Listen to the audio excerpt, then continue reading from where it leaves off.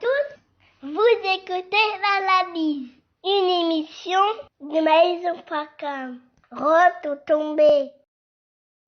Bonjour à tous, ici Paris, je suis Kerwin Maïso. Bonjour chers auditeurs et merci beaucoup de votre fidélité à cette émission L'Analyse. Nous sommes le 20 mars 2019. Au sommaire, le président Félix Tshisekedi a tenu une réunion interinstitutionnelle pour traiter le dossier des élections sénatoriales très contestées. C'est notre page de divers qui va boucler cette édition. Bonjour Kerwin. Bonjour Sa Majesté la Reine des Ondes, bonjour à tous. Kerwin, na Congo kuna toyoki milelo na milelo par rapport ya élection sénatoriale, ba élection yango batu bazelaki yango mingi ndenge baprometaki kozala na mois de mars, mais résultat epesi pasi basusu bamituka etumbami basusu maboko na mitu toyebi te tokomi na point wana ndenge nini. Tokomi na point wana parce que UDPS azalaki éluté. UDPS tango processus électoral et salami UDPS ezali parti à Félix Tshisekedi, donc tango ba élection et salami Félix Tshisekedi a se retrouvé électoralement nommé. Mais na négociation na bango basalaki na dilo bango basignaki na camp ya FCC a bosanaki que élection ba institution za lokola moteur pona moteur etambola malamu esengeli ke ba élément nyonso esajuste malamu et ezala en bon état. Moteur ezali nini? Vilebrequin, ba piston, ba bielle. C'est vraiment tout un système qui se tient. Mécanique, rapport de force. Libende oyo etindiki libende oyo. Libende wane etindiki libende mususu. Libende mususu etindiki libende etindikaki liboso. Après, machine ebandi ko tourner. Yawanto kaka mo oyo mécanique, rapport de force. Tango ba force ezali ko tindikama ko se communiquer. Bazali ko yangwana to bengi na lopoto mécanique. Et ba institution ya mboka pe ezali ndenge wana. Même ce que ezali œuvre humaine, même ce que ezali na imperfection, ezali lokola machine, babiloko nyonso ezosimba. Alors, tango mutu akamati pouvoir ezali lokola machine. Ye akamati kaka pièce moko ya pouvoir oyo ezali ya malonga. Ba pièce misusu wana nyonso ezali modèle mususu. Pièce oyo ya simbi ezali modèle mususu. Même ce que ezali adaptation, ekopesa loko les alliés adaptation ekopesa rendement mon côté oyo ya kitoko na lolenge oyo pièce originale ekokaki kopesa. Alors eloko nini salami Félix Tshisekedi a eu présidence, mais loko là va faire perdre yeba élection législative, donc à perdre parlement, à perdre sénat. Sikoyo espoir na ye ezalaki côté ya élection à ba gouverneur pour na azala quand même na ba levier ya pouvoir na côté ya exécutif ya C, c'est-à-dire régional, na niveau ya district, na niveau ya territoire, na niveau ya ba collectivité.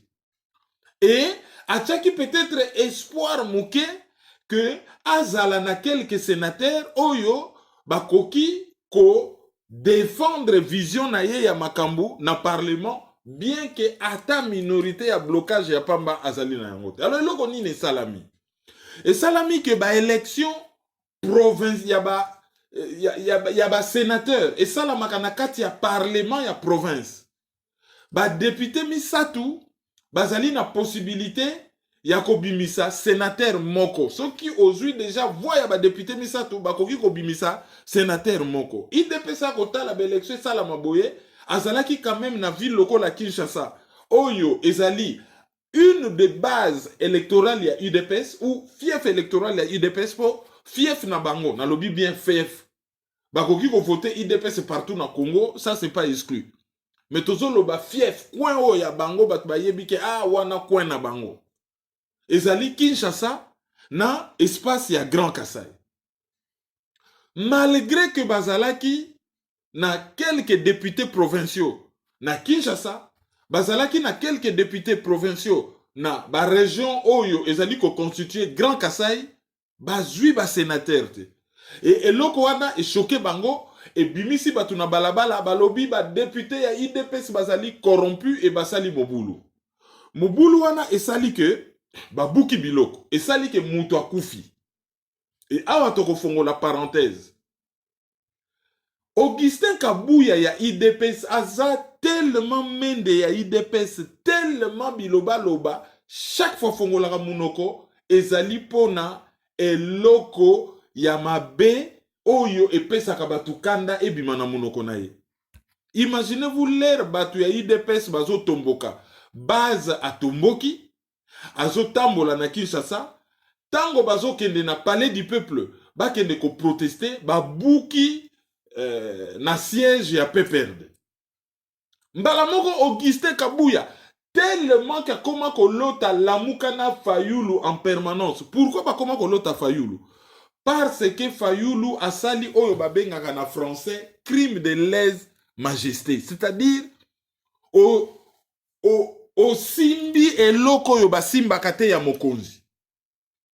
Pona batu ya IDPS primature na présidence ezali joué personnel ya Tshisekedi na bana na ye. Ezali eloko na bango privé personnel. Soki mutu asimbi ezali lokola osimbi eloko ya mokonzi. Ezali lokola obwaki soi na kibokonzi. Ezali lokola mutu akei kosubela ki mokonzi. Akei kosala mabe na kibokonzi. O babengaka crime de lèse-majesté. Et bango soki kaka, comment ça Fayulu wana akoki ko gagner par rapport na président na biso? Alors Fayulu a commis obsession.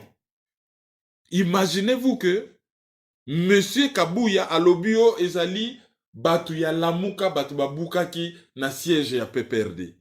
Démenti quelques heures après par Jean-Marc Kabound, oyo a déclaré que a présenté ba excuse na PPRD pour na ndenge ba militant ya IDPS babuki base.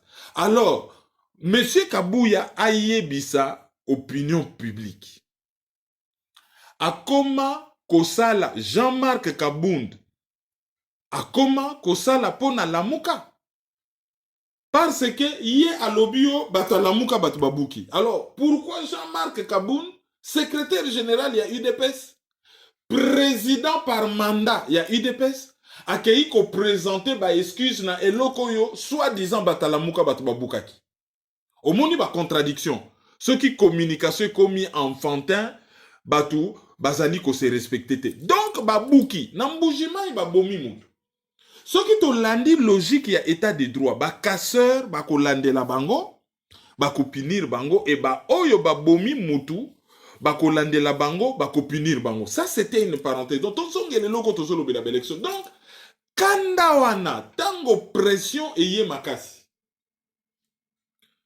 Félix Tshisekedi alobi a bengisi réunion inter-institutionnelle. Engi koloba nini? Engi koloba ke ba institution tozakana ba institution mécanisme na ba institution organe. Ba institution organe oyo ya l'état ba kutana ba ya kosolola ba trouver solution na likambo wana. Soki totangi document oyo ba bengaka constitution ya Congo, soki totangi yango nulle part okomona ke président azali na droit ya ko convoquer une quelconque réunion interinstitutionnelle. Nulle part. Ezali prévu que président na ba prérogative na ye, na pouvoir oyo constitution epesi azali na droit ya ko convoquer une réunion interinstitutionnelle. Aza na droit wana te. D'autant plus que ce totali réunion wana malamu. Ezo violé principe moko makasi oyo ya démocratie. Na ebino na lobby démocratie, pouvoir ya peuple. Pona peuple asale la pouvoir wana malamu.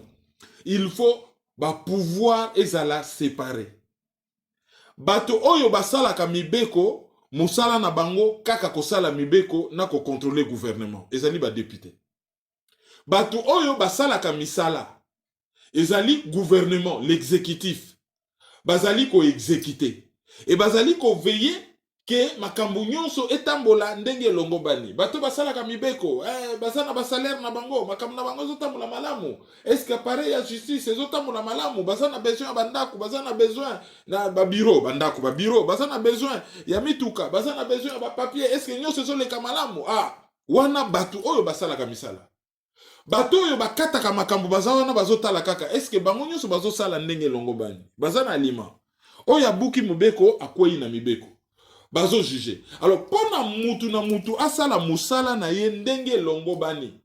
Il faudrait pouvoir la séparer pour mutu na mutu asala malamu et le fait que bazali ko se contrôler, bazali ko s'équilibrer et zo sala que démocratie zo ke de liboso. Parce que ndenge zali wana pona équilibre ya balance zala, il faut ba se contrôler, il faut ba s'équilibrer. Mutuna mutatika la nesika na ye. C'est ça la démocratie. Tango ya zo benga batu ya seni.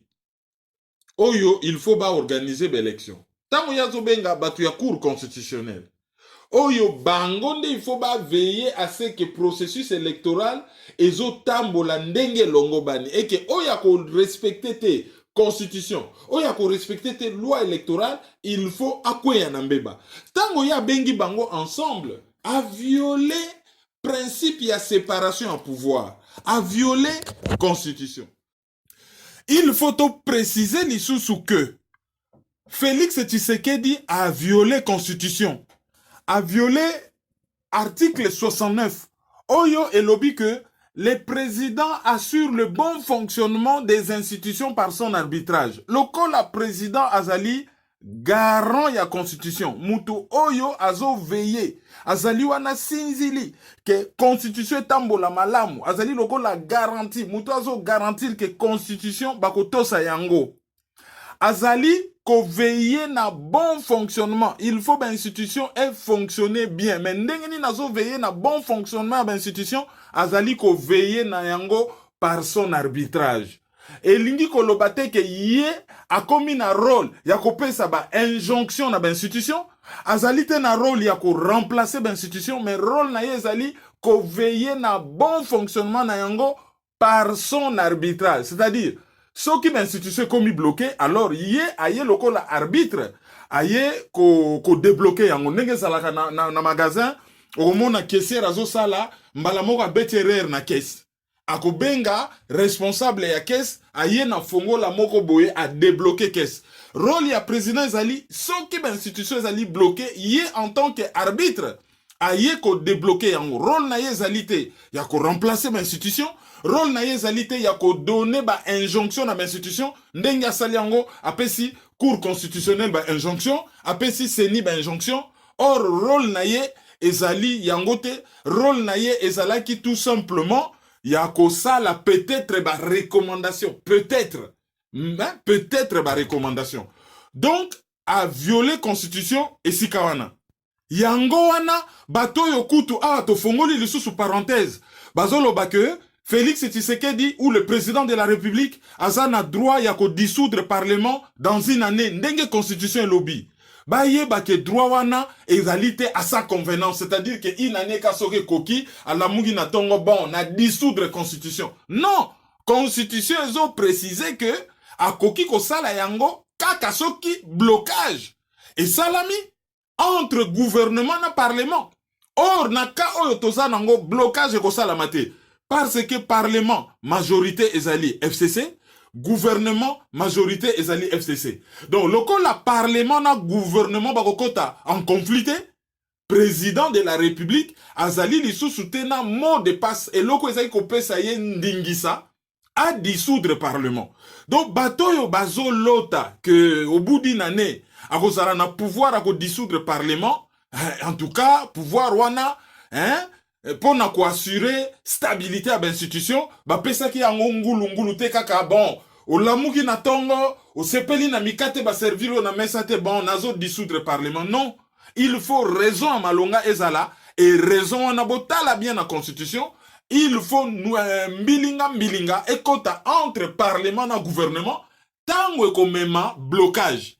Ye loko la zali wana gresseur pona ba institution ezali machine. Pour la machine tourner bien, il faut toujours kotia graisse. Muto oyo azotia graisse par son arbitrage. Azo veiller que ba institution zo tambola bien ezali président de la République. Soki to komi na kawana ke gouvernement na parlement bazoyo kanaliso sous malamu te blocage koti, c'est alors que président de la République a koki ko dissoudre parlement.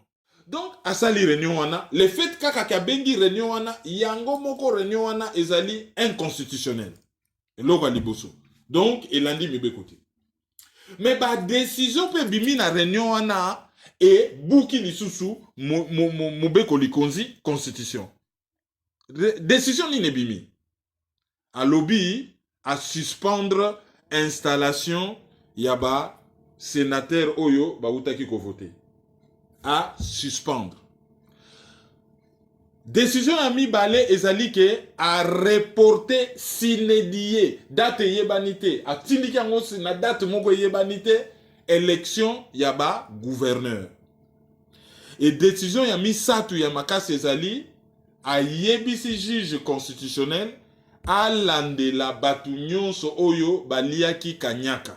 Ba oyo nyonso baliaki madesu ya bana corruption. Ba décision misato. Alors to moni na ba réseaux sociaux batu ya IDPS ah bon moni alors ba ki ba grande décision et salami botika kokosa batu. Déjà a annulé te azana pouvoir à annuler te déjà hein to lobelango.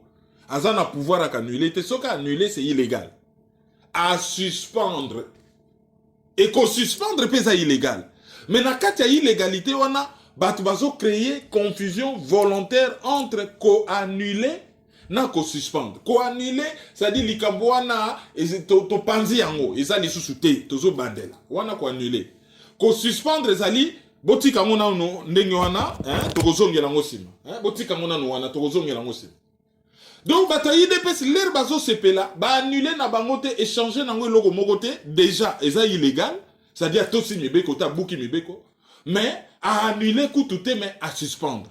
Pour la installation yaba sénateur. Au lieu bakende kolata badge na bango, écharpe na bango, oye laksaka que ba komi ba député ya mboka, ba kokende ko voter mibeko pour na peuple, ba kokende ko contrôler gouvernement pour na peuple. A lobby à suspendre, mazana droite et loko adibos. Et loko ya mi balé.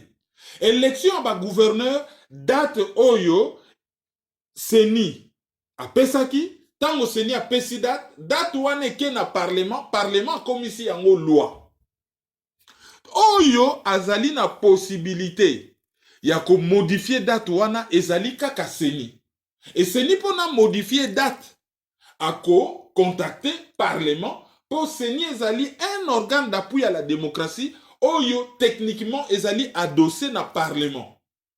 Pour parlement ezali symbole kutu ya démocratie, c'est là où le peuple est représenté. A kamati élection ya ba gouverneur a reporté yango. A tche date te a reporté yango sinedie. Déjà kaka le fait a ko reporté yango a buki mobeko likonzi. Mais le fait kutu ya ko tcha date te na kati ya report wana abuki lisusu mibeko na ndenge yanko. Et loko ya misato alobi ba député nyonso oyo bazali corrompu balandela bango na ndenge ya kaya flagrance. C'est-à-dire ba kangi yo pezo sala likambo. Bon, likambo c'est salami donc kaya flagrance est commis difficile. Mais ko landelo alobi balandela bango nani akoki ko landela bango ezali procureur près de la cour de cassation, officier du ministère public, OPJ. Donc procureur près de la cour de cassation yende mutu il faut alandela batouana. Mais pour na alandela bango akosa la banquette akozwa temps na ye il faut ba preuve. Procédure ezali nini président de la République Moutou, à copé ça ba injonction et pas ya procureur à l'andelate et ça la ministère de la justice à travers le gouvernement. Mais lokola yé à koki ko nommé premier ministre te à koki ko monter gouvernement te à cause ya deal na ya salaki asa na majorité ta mon côté gouvernement zo dépendre déjà na bon vouloir. Il y a FCC quand il y a ex-président Joseph Kabila. Il faut proposer les premier ministre pour débat et comme est-ce qu'on nommé informateur ou pas. Bon, ce qu'on nommé informateur, ni les ont empêché à nommer informateur. Azali lié na bakoro ya signaki, dilo ya signaki. D'ailleurs, tokosongela. Donc, à ça, le gouvernement azali obligé, à ça, le gouvernement Tibala, azali obligé, à ça, le Tambwe Mwamba. Donc, c'est un Tambwe Mwamba normalement. Oyo, akokaki kosenga par ba mécanisme, azali prévu. Na procureur, à l'andela, ba corrupteur, na ba corrompu, et non président de la République. Abouki Lisusu Mibeko. Sikoyo, l'ère bako landela, batuana. Débat sikoyo ekomi makasi. Bokolanda na maizo.com, point de vue oyo, juriste moko congolais na Chicago a outi ko émettre à lobby, selon ye, même ceux qui sont condamnables sur le plan moral, loi électorale ya Congo et pekisite mutu azosa la propagande, akamata et loko apesa mutu ketala, yango yo na cadre propagande vote ngai. Ceux qui mutu wana voté yete afflué, banani bakolandela isa d'abord parti politique. Ah, yo batinda kyokuna, pour nous voter, on a discipline à parti, on vote bata parti na biso. Ndenge nini yo komi kuna, on vote bata parti na biso tali. Parti politique na oba landelio, muto ya pesa ki yombongo, a landelio pa juge civil a lobby, a melingai. Azo nisambongo nanga, oyo toyoka na kia salakite. Mais sur le plan moral, ezali condamnable. Wana ezali point de vue, ya Freddy Okedi. Ah bon. Maître Reti pas un point de vue moussousou. Maître Reti, par exemple, il a estimé que il faut qu'on sépare corrupteur na corrompu. Corrompu ezali député provincial. Il y a ezali couvert par immunité. Et ce qui totali constitution et lobby na article, je l'ai pas sous les yeux, je crois c'est 103. Je l'ai pas sous les yeux, il faut na revérifier.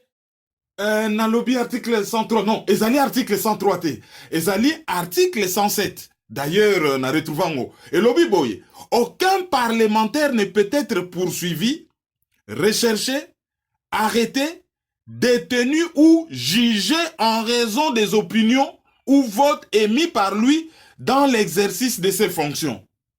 Aucun parlementaire ne peut, en cours de session, être poursuivi ou arrêté, sauf en cas de flagrant délit avec l'autorisation de l'Assemblée nationale ou du Sénat selon les cas.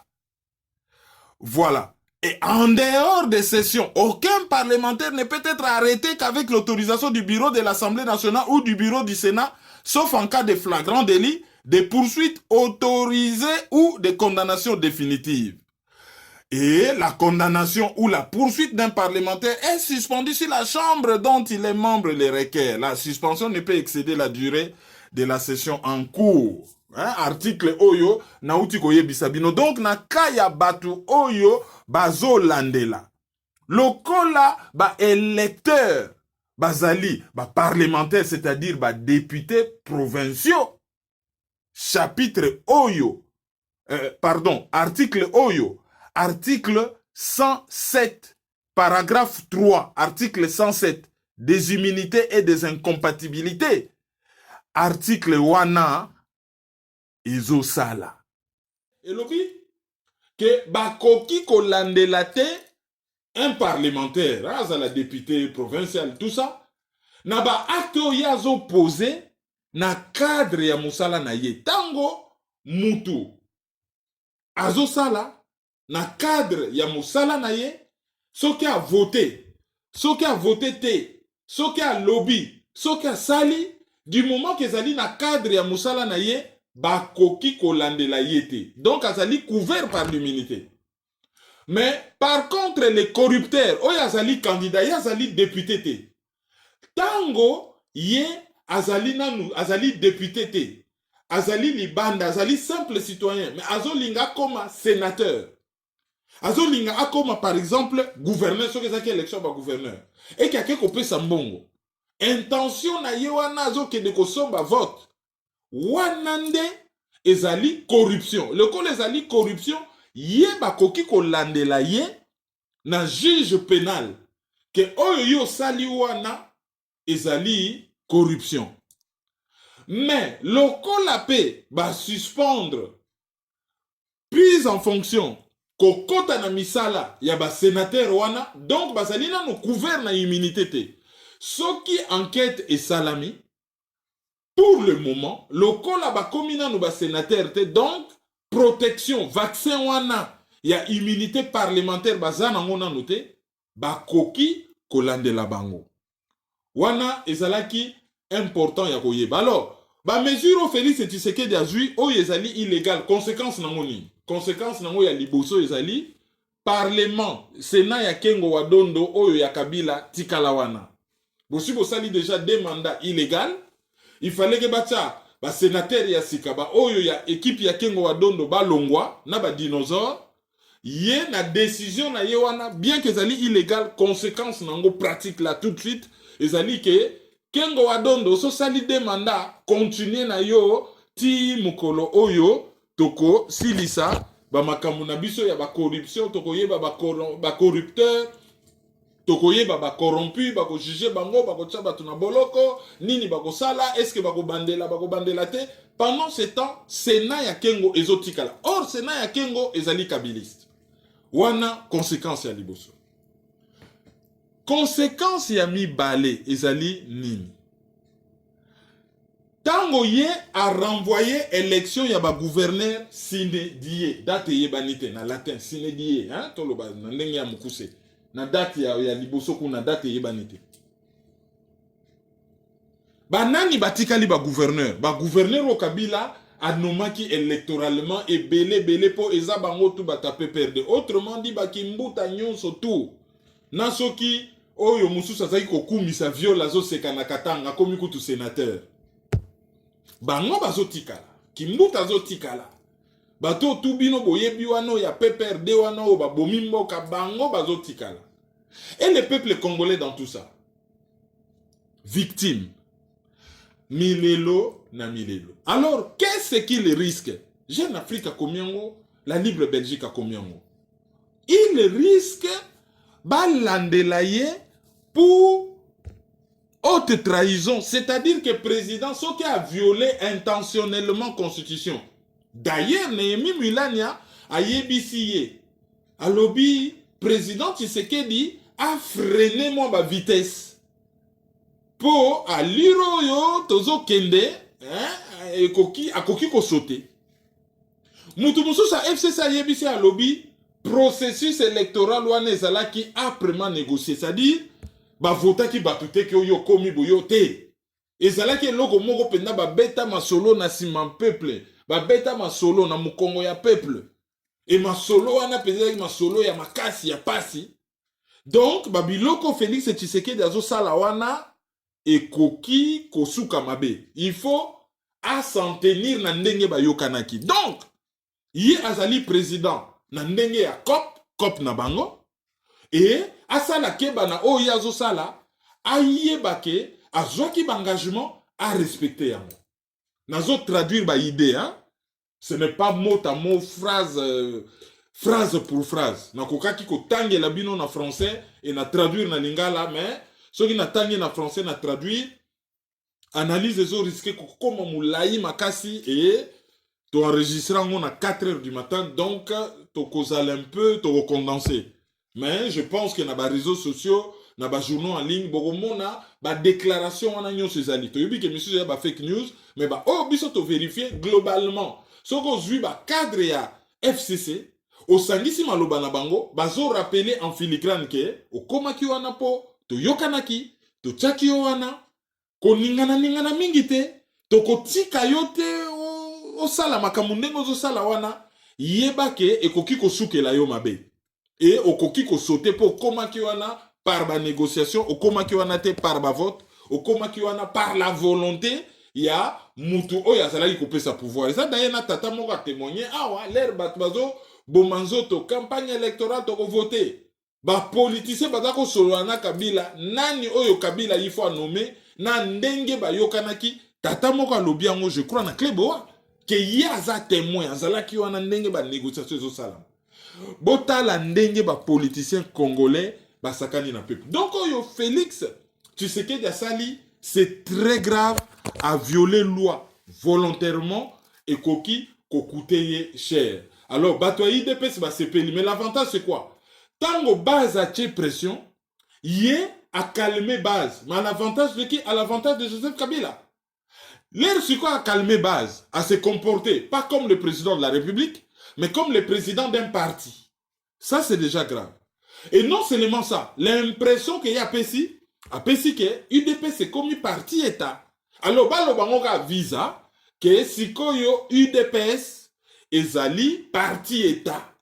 Comme ça, le président de la République, azali en même temps président et UDPS, d'ailleurs, à Longwate président en violation de la loi, pour a désigner Jean-Marc Kaboun par mandat, a démissionné ma pesaye mandat. Mandat ni kolobake, sala, mais nga nazo contrôler nasima. En cas de problème, Mouto ya pesa ki mandat, il peut reprendre la main. Ezali lisusu nini, ezali violation de la loi. Et loko ya sali. Ensuite, a calmé bato ya IDPS. Mais nan bougement ba bomi moutou, ba sakaji ba biloko. Il y a un policier qui est mort, ba sakaji ba biloko.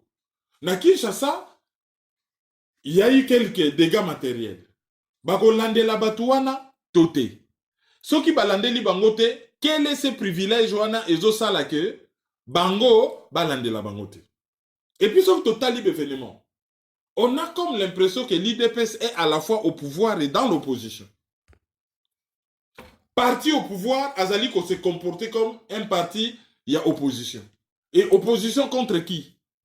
Contre déjà, quand il y a Martin Fayoulou, a commis opposant à Bango, vu que quand il y a Joseph Kabila, Bazali ba partenaire na Bango. Sauf que Libala yango ezali keba keba. Awa Bango bazo lela bozo ka INC.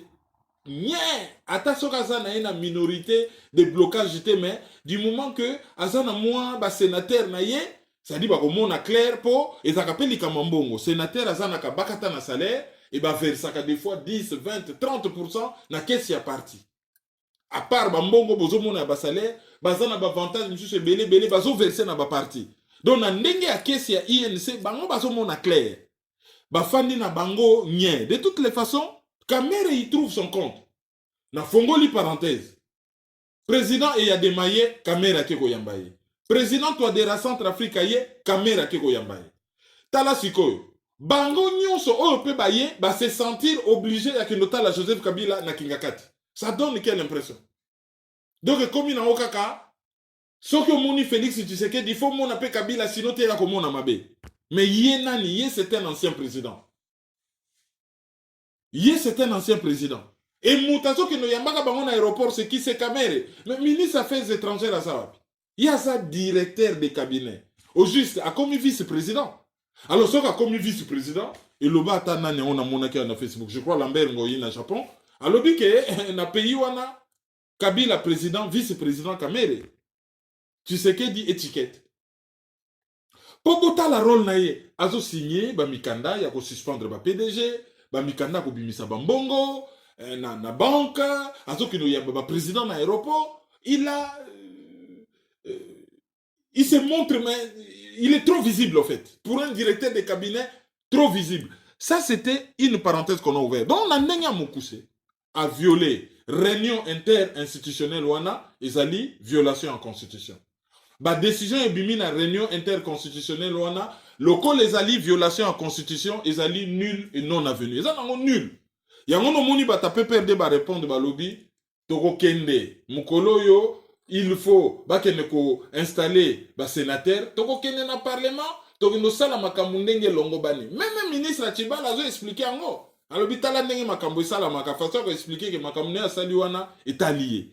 Donc so bango ba ke na parlement, bango kene na bango ko installer sénat na bango po bango bazo estimer que ba ordre oyo, ba mibeko oyo zo violer la loi, ezali ba mibeko moko ezali sans effet. Nandenga mukuse ezali sans effet.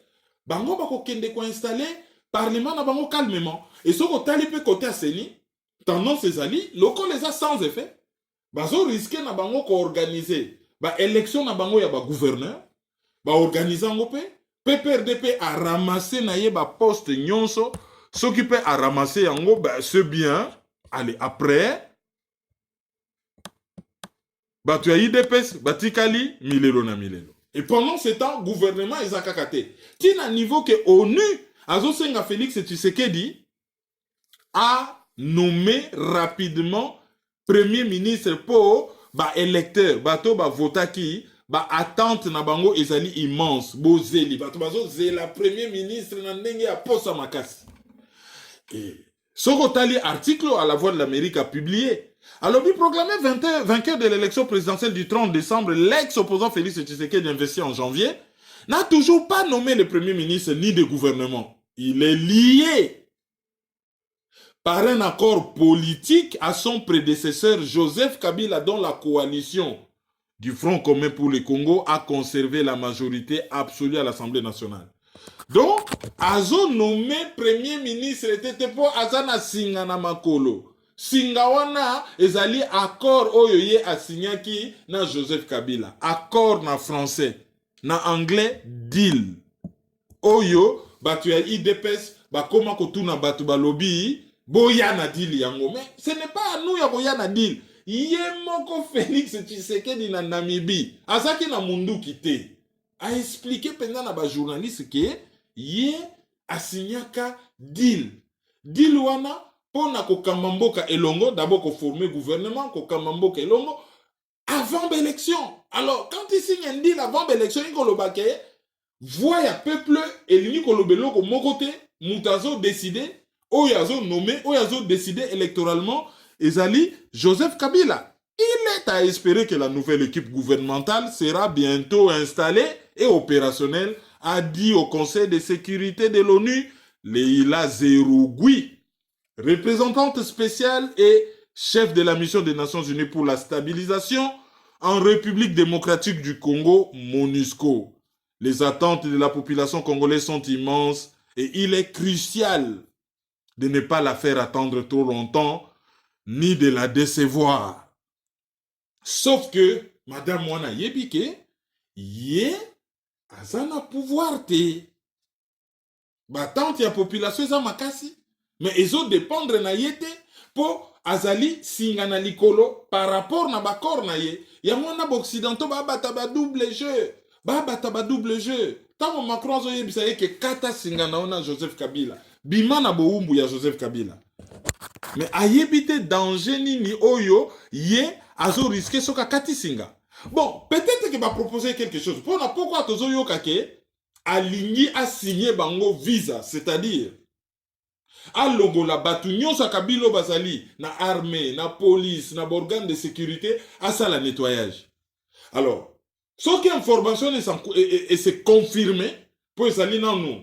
Je veux dire officiellement confirmé mais officieusement ils ont circulé na ba milieu oyo bazalaka na information.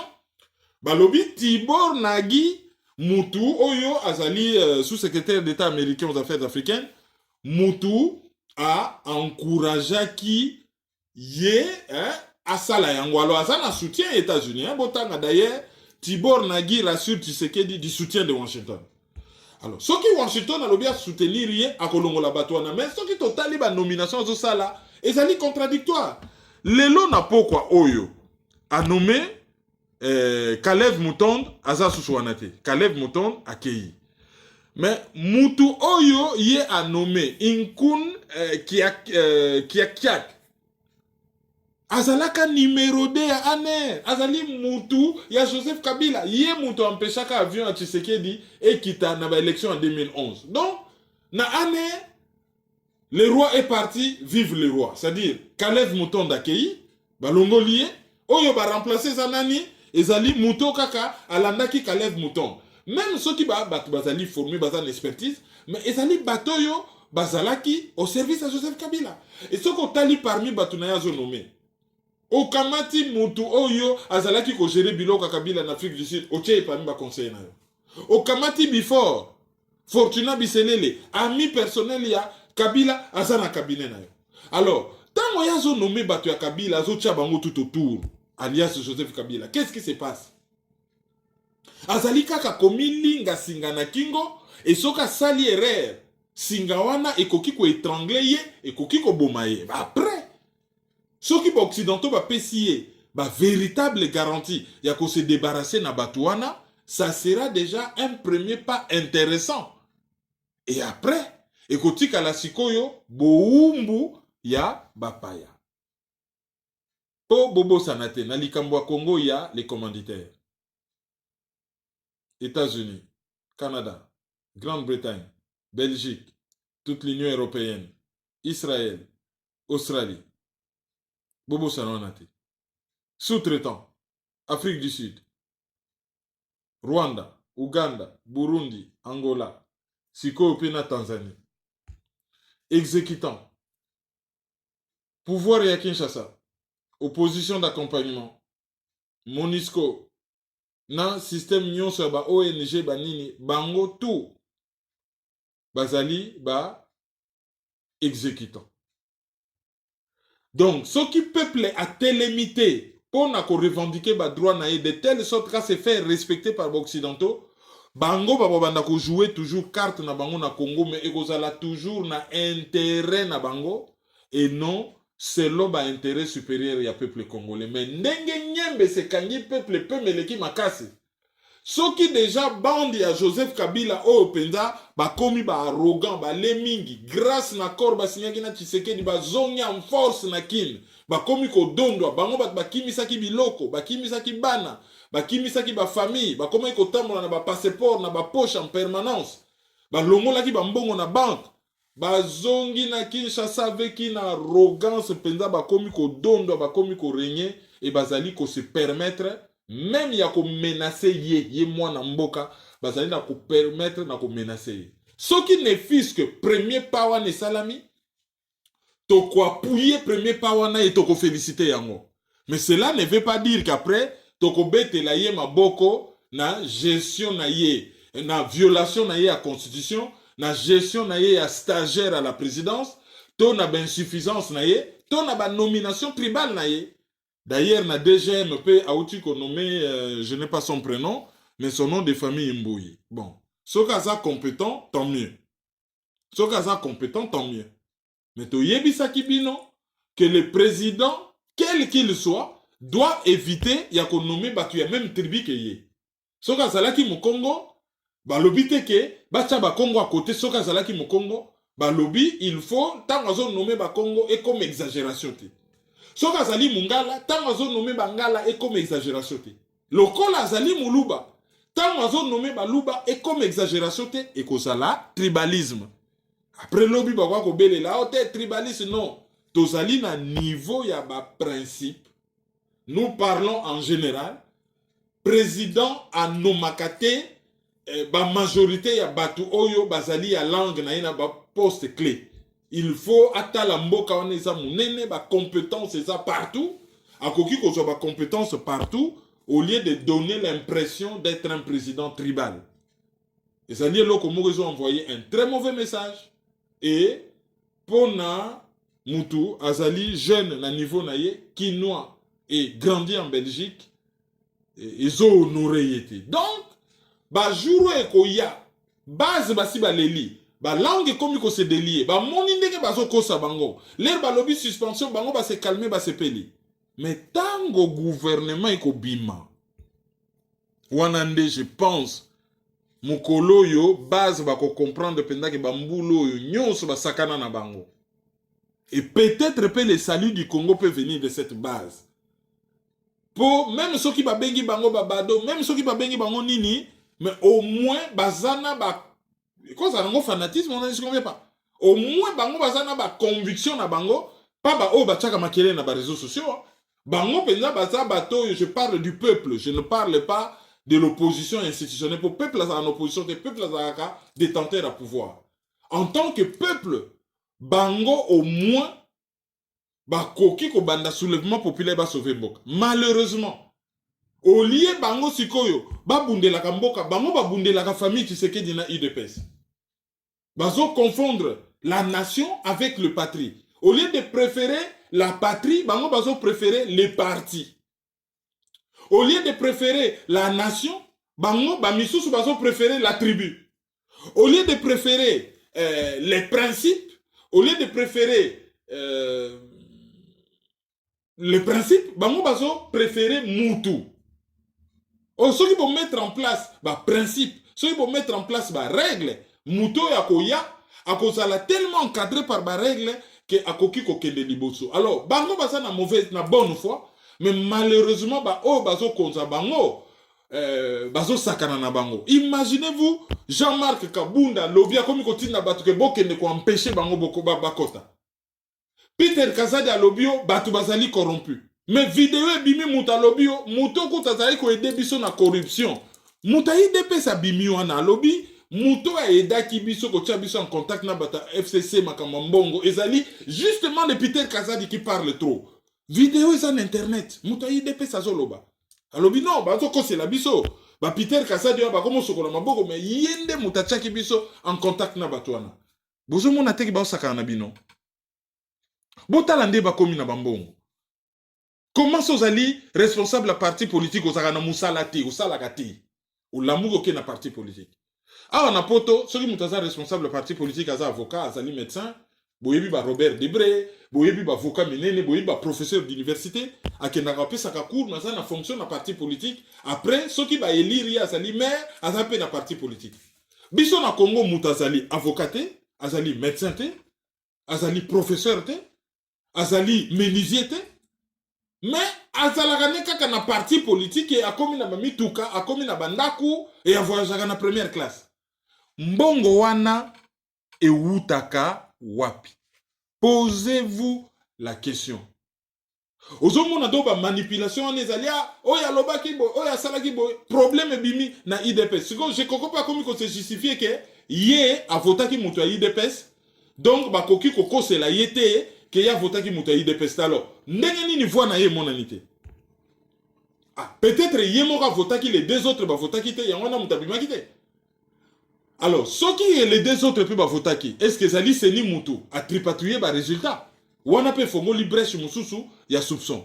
Mais eloko mususu bata IDPS bazo silika. Comment ça na liste ya IDPS? Ba kamati batu libado baza batu IDPS te. Bazui bato ba bundelaka IDPS ba parlementaire debout ba étudiant chômeur bato ba boma ba ndeko ba kufa ba zo ba défaut ba kota ba boloko ba casier judiciaire beba batu wana ba pona bango te ba pona batu ya en dehors ya IDPS et batu wana ba ye ba lakisi bizale. Ça aussi c'est une grande question. Et na elle leur amona za na gouvernement ta ko nommer bata nommer ni a nommer ba camarade na ye ya poto batu na ye ba cop na bango ya kala. Soko tali na kati wana y a un peu de tout.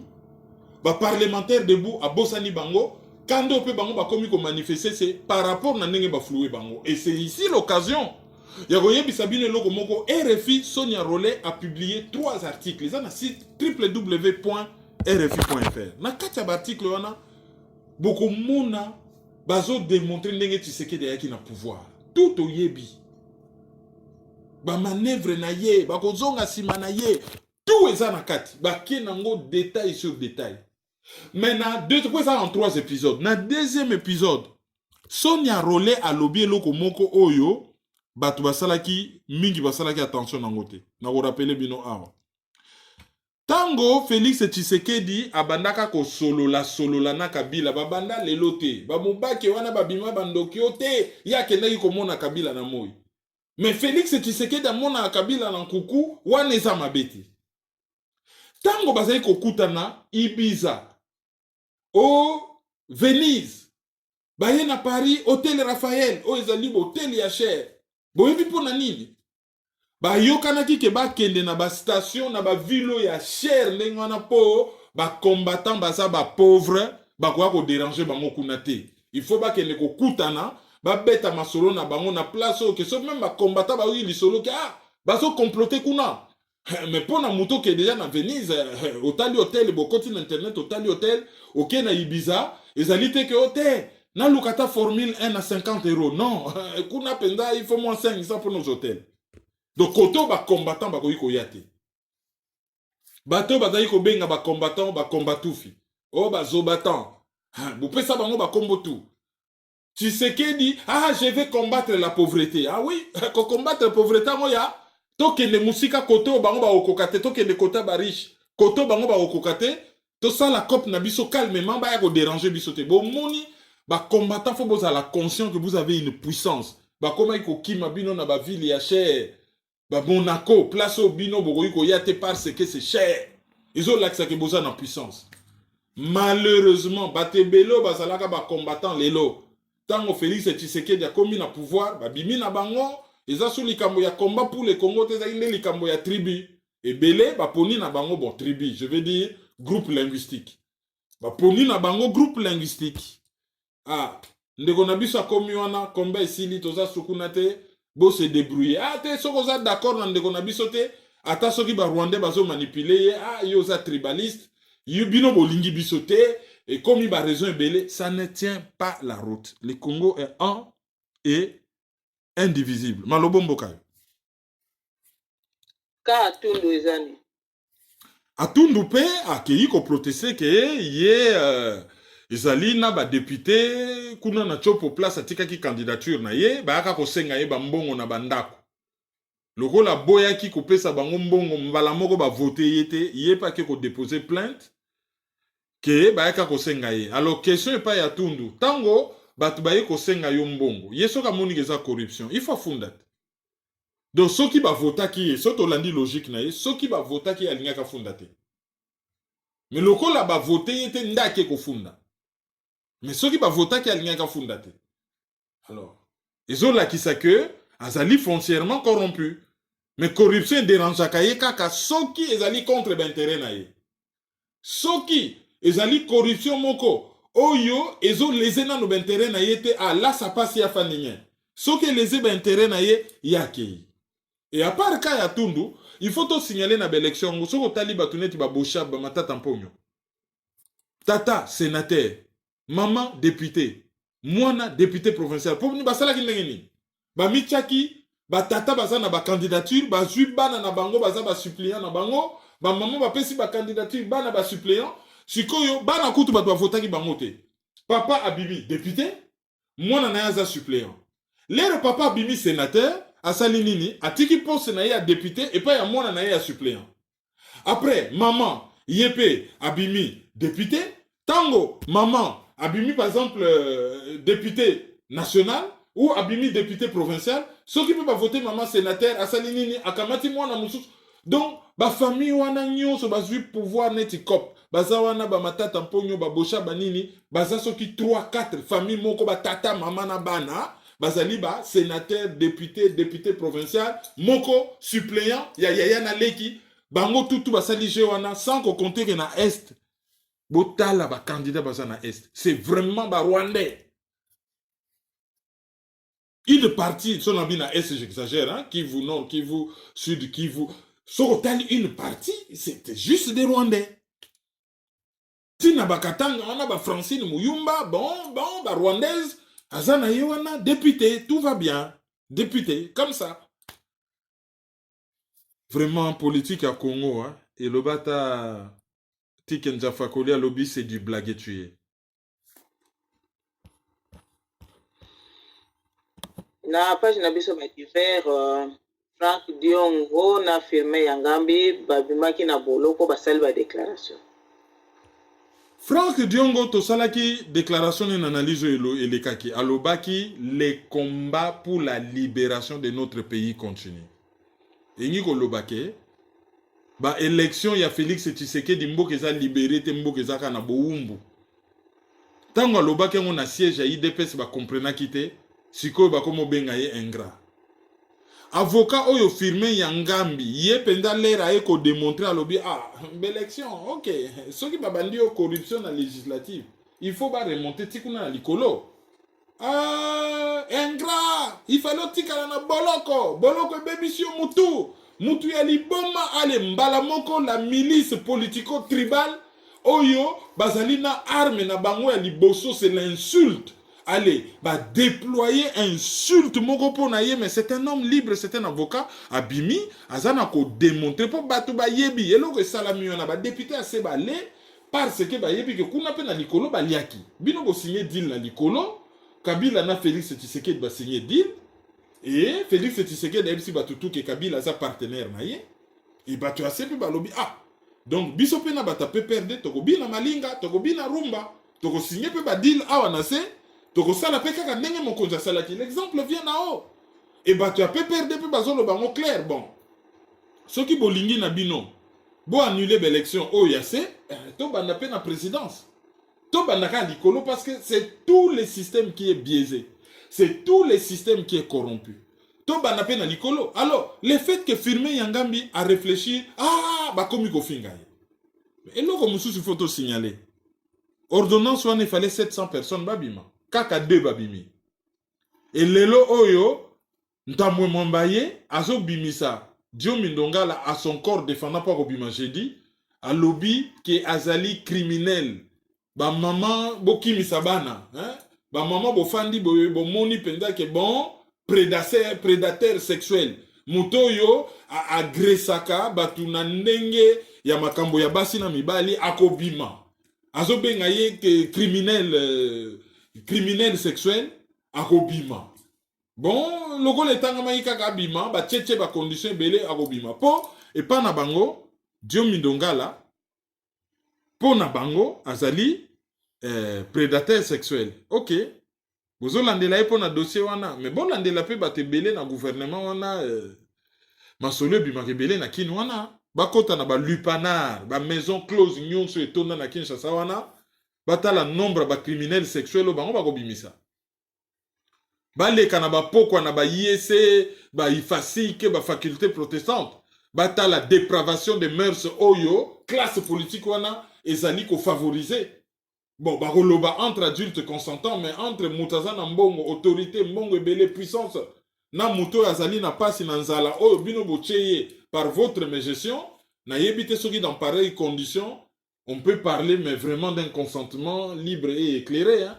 Ou ezali que Moutoupenda s'est retrouvé dans la position moko, il y a faiblesse que bon, a s'est retrouvé que azalaki na choix mouchouté.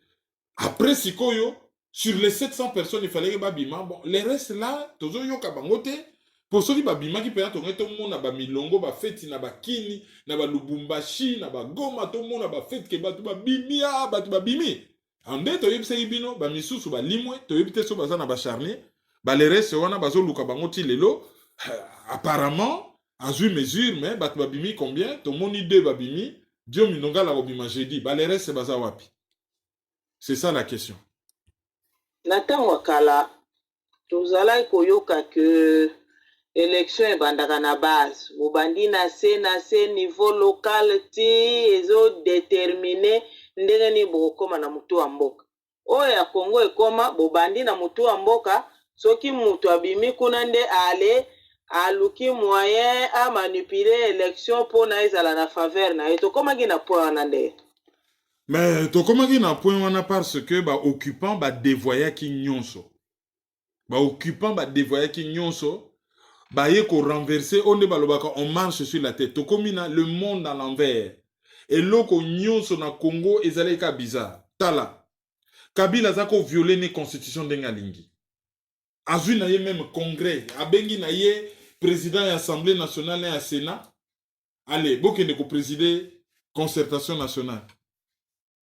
Or, aza na possibilité de faire le loko wana kaka na congrès. Mais le lot qui argument comme yo Kabila pas violé la constitution wana mingi bolobini. Non, mais Kabila justement n'est pas un modèle. Peuple congolais ko se mobiliser juste pour na casser occupation wana. Toke na modèle ya état de droit. Alors bato bazo prôner état de droit, bazo Kabila loko la modèle. Ah, Kabila pas salaki yango. Bah comment qu'on soit palou un parti tribal comme modèle. Et là quand tu vas sepeli balobi, Louis Kizenga a remplacé Tata Naye. Ah, ce que ça là qui tu sais que dinde batu balobi. Oh, mais est-ce que Louis Kizenga a besoin de bete la kemabo? Parti wana palou c'est à condamner et to condamna kayango. Sauf que palou azala qui ko constater que il est pour le peuple. Palou a assumé qui penda que yé penda za kabiliste, alia kana munguna. Oh, bah, c'est qu'on reproche na IDPS que soko zo lia na munguna ndima. Tika koko saka koza na opposition, ndima ke o lia kana munguna, o koma collabo, o koma corrompu. Yango ebimi, l'IDPS c'est un parti corrompu. Mukolo tolobaki ke solution zali ba dissoudre IDPS bat basilikaki. Bon, yango mo keza na ko beta mur, bota la comportement ya IDPS, ezo kene nango a volo, et ndenge ezo kene wane ko beta mur. Donc, ezali processus moko malembe zali ko salama que respect ata moko te zalaka bon ah lokola Kabila zali ne ko violer député moko azako violer loi, député moko azosala émission na Goma, aza na cadre ba fonctionne aza couvert na immunité, a critiquer Kabila, bakanga ye bana na Goma sans kolomola ye immunité. Ah, baye na yeti na Kinshasa na boloke wo. Alors, le gola ya salaki yango en tant qu'occupant encore, qui ne respecte pas le Congo, qui crache sur le Congo, alors Félix Tshisekedi peut faire ça la yango. Après, oh nyonso ya zolo ba photo ndima, ah ba kosi ah, c'est la plus grande alternance politique. Oh yo et salama en Afrique ndenge bazokos. Boyebi tango Mathieu Kérékou atikelaki ni ses forces au pouvoir après conférence nationale souveraine. Ezalaki alternance pacifique et civilisée te. Babosa nyango. Tango Abdou Diouf atikelaki Abdoulaye Wade pouvoir na Sénégal. Ezalaki alternance te. Tango déclare qu'atikelaki Mandela pouvoir en Afrique du Sud. Ezalaki alternance te. Hein? Na Botswana. O ezo salama régulièrement na Botswana to na Malawi. Ezali alternance te. Alors, Bangiba Koko Sabatou, que c'est la plus grande alternance et Salamina RDC. Non, il n'y a aucune alternance. Il y a eu une nomination électorale. Et le président Yakalazali Wana, et il est trop présent dans Makamba Congo, il est trop présent. Or, normalement, il fallait pas mettre hors circuit, mais consolation comme ah bon, ce qui faillit le niaque ça la mieux. Mais la réponse, justement, Toyebisa qui faillit l'eau, bah, qu'il y a une élection dans Mungunate. Koko ta processus biaisé, ce Koko ti processus biaisé, et Kosuka, milelo na milelo. Batu bayoka kite, siko batu bakomo sa la combat d'arrière-garde. Bakomi kaka, ah, mutumoka kumisaki Félix, ah, lokola mukwa, on dit baboua keli batu mukwa, ah, bakomi sa Félix quelque part, ah, Félix Tshisekedi de mona bakwe lele, ah, oui, bomoni tembe, ah. Comportement na bango komika ndengwana. Et lokwane lekela ginga tina keko benga un médecin psychiatre. Magloire mpe mikosi, pour na tomeka koyeba fanatisme fonctionnaka ndenge nini, est-ce que fanatisme ezali maladie? Bogoyoka yango na masolo ya lomingo. To profitaki pe pona to tuna ye, pona nini tozoyoka kaka, oh basango basali boyo église catholique. Bon, après ça biso réponse moko quand même assez étonnante. Togoyoka ngo na masolo ya lomingo, oyo ekokota des gens en ligne. Samedi na pourquoi, mais en attendant, tu recommandes les bino pour la corruption. Bolanda corruption pour l'élection sénatoriale.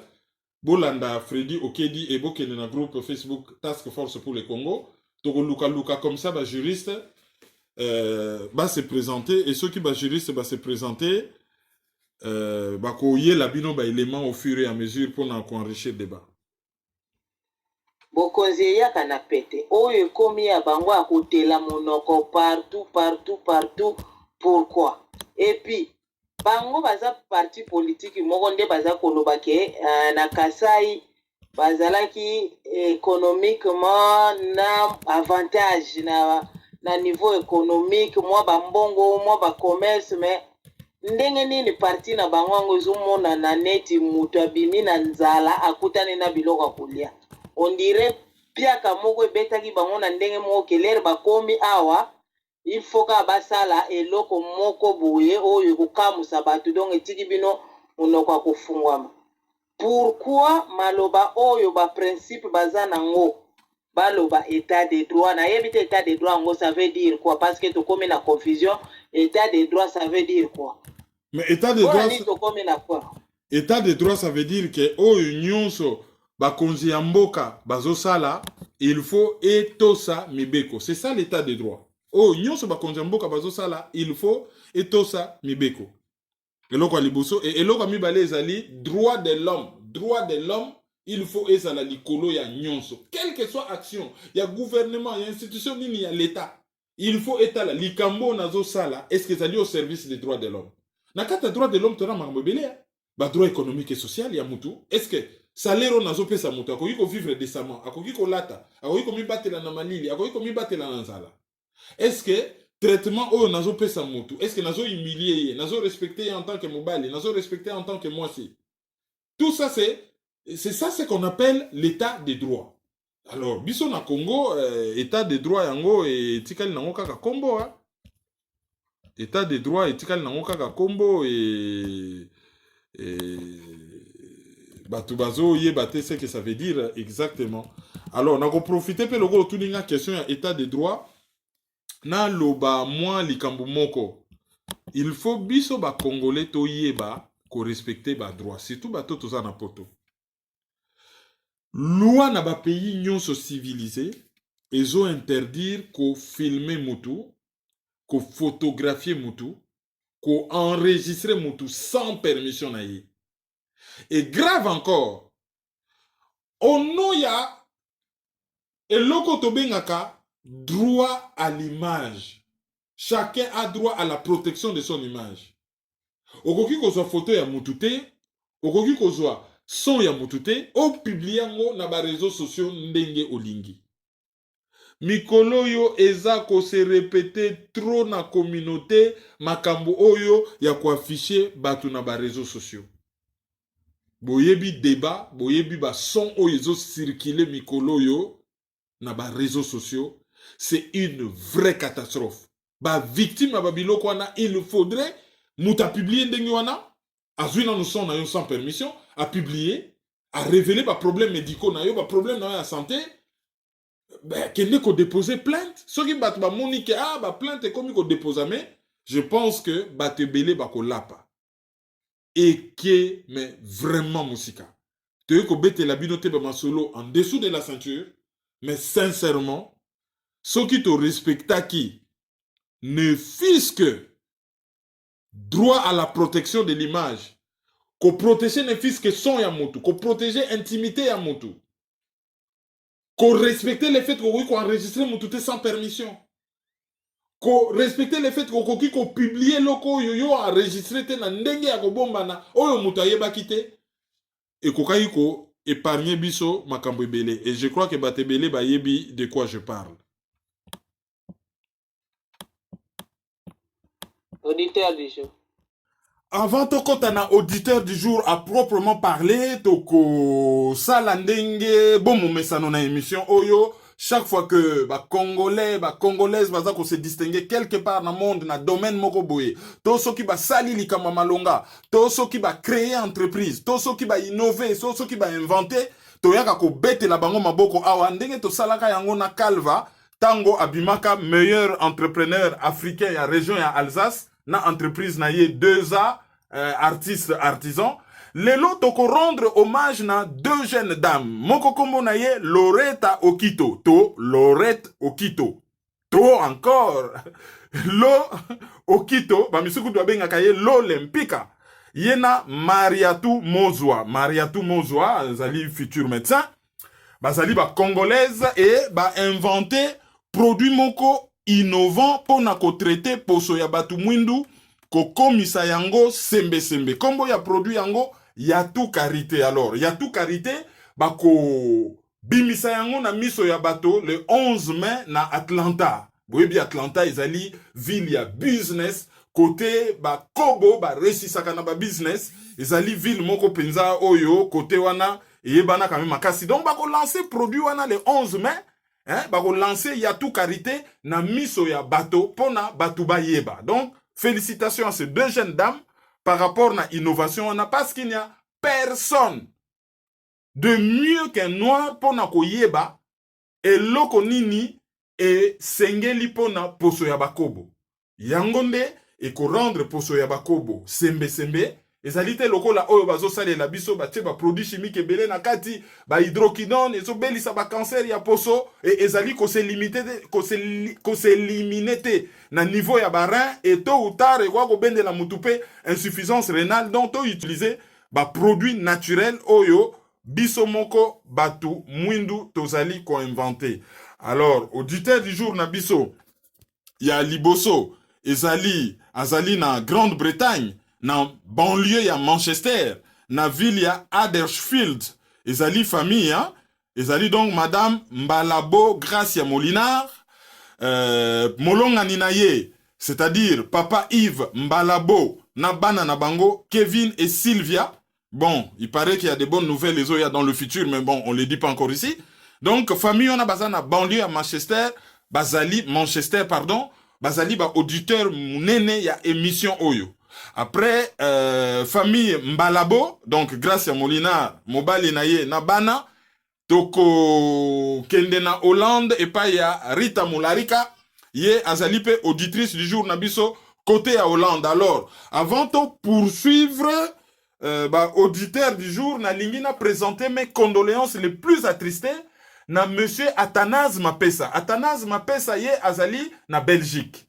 Yelongo na Docteur Bokolo. Docteur Bokolo, oya fandi na Strasbourg, Azali papa ya grand basketteur, oya yebani na championnat français, Yannick Bokolo. Alors, perdre neveu na bango, c'est un jeune d'une 40aine d'années, congolo-belge, a koufi na Belgique, et ndenge tozo lo baboye, tango Bokolanda analyse le 20 mars, dans la mi-journée, bakomemanzo tonaye o Lilita. Donc, na bayemi bale, Athanase Mapesa na Docteur Bokolo, Oyo va perdre neveu na bango, nous présentons nos condoléances les plus attristées. Et pour na ko bimana sangwana ya mawa, na lingi na profiter avant na continuer ba auditeur du jour, na recommander les bino dictionnaire des immortels de la musique congolaise moderne. Oyo et komami na Jean-Pierre François Niminzonga, qui n'est plus à présenter, c'est la grande famille Nimi, kuna na kati penza Boromon eza souka na dictionnaire. Musicien nyonso oyo asala histoire na Congo bomona biographie na yena kati. Alors, to continuer na ba auditeur du jour mususu ya lelo. Et ezali Madame Mbalabo Gracia Molinar. Madame Mbalabo Gracia Molinar. Na mobali na ye Yves Mbalabo. Na bana na bango Kevin na Sylvia bazali na banlieue ya Manchester. Bazali na banlieue ya Manchester ezali na Grande-Bretagne. Bango bazali ba auditeur plus que fidèle et fidélité na bino to récompenser yango. To apresiaki mingi lelo échange tozalaki nango na ndeko na biso abengaki na Italie, le nom de la ville ça doit être Padano. Bon, lokola na bosani kombo, je crois que tokozongela kombo na ye na analyse oyo ezali koya. Alors pona kosukisa tokokamata Ketura Sita azali auditeur ou auditrice du jour Nabiso, ba classique, maman Monique Nsimi, bango penda bazali ba classique, tobosani bangote, toko bakisa monsieur Gaspard Onosal et madame Betty Bokulu ye azali na Grande-Bretagne. Pona kosukisa lelo tozui Madame Sophie Viola.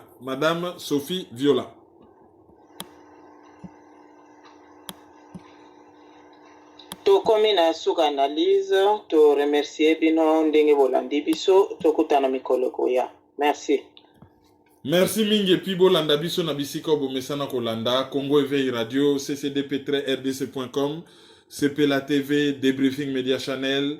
Et puis PayPal Nabiso Ezali Maizo @hotmail.com, chaîne YouTube Kerwin Maizo, page YouTube Kerwin Maizo le Panafricain, groupe YouTube les amis de Kerwin Maizo le Panafricain.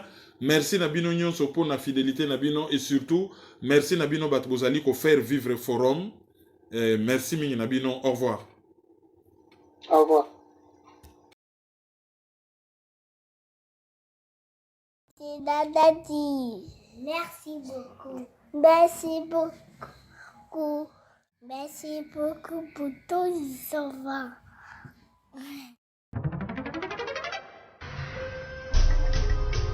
Yo, petit à petit, Kerwin implique Banakin. Tout à ici, tout à par là, tout à autant. Tous les mille qu'on fout là. Peuple congolais. Yo, qui n'a le toza ba colocataire? Où les ali colocataire? Qui n'a le toza ba colocataire? Où les ali colocataire? Qui n'a le loto koma colocataire?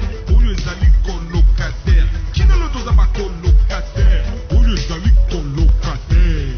Donc c'est soutenir. Il faut donc lutter pour une nouvelle société. Mais pour la lutter, il faut que ça ait arme, il y a vérité, il y a justice. Tontika le Bouddha, Tontika l'hypocrisie. Mboka ezotie na pasi